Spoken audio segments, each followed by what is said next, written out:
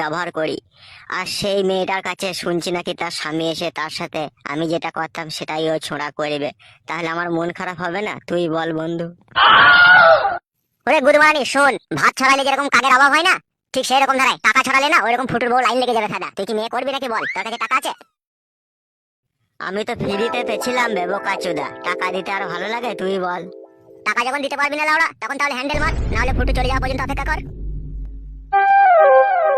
কি আর করবো লাউড়া, তাই অপেক্ষা করতে হবে। তোমার বাড়ি আর কত দূর গো?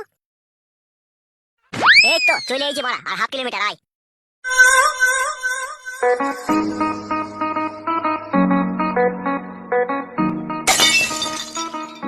আরে বন্ধু, এই ফুটো শালা আবার বিয়ে করেছে না কি বে?